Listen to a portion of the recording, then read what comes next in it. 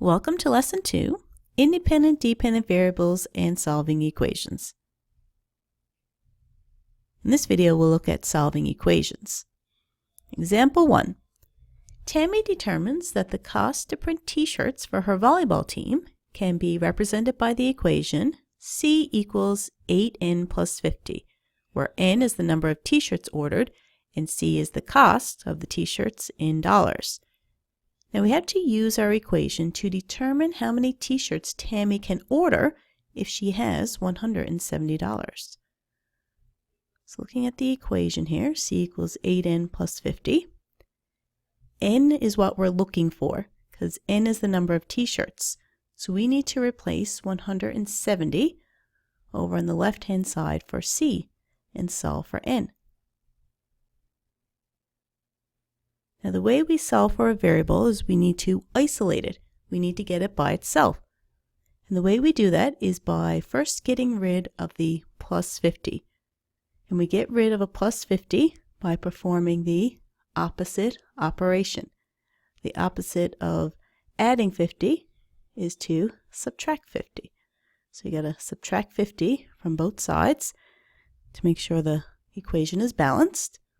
That leaves us with 120 equals 8 times n. The opposite operation of multiplying n by 8 is to divide n by 8. So now we'll divide both sides by 8 so that they cancel. And 120 divided by 8 is 15. So we can say that Tammy can order 15 t-shirts.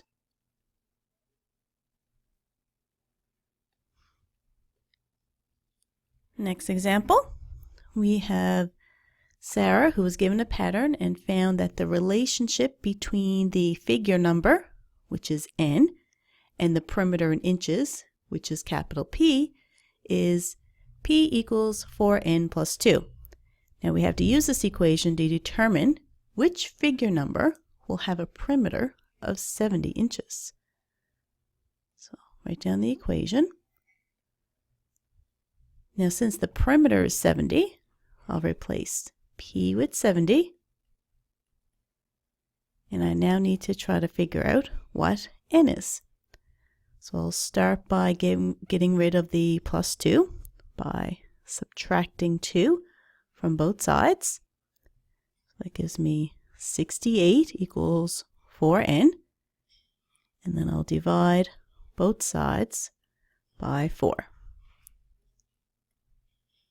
68 divided by 4 is 17. So we can say that figure number 17 will have a perimeter of 70 inches.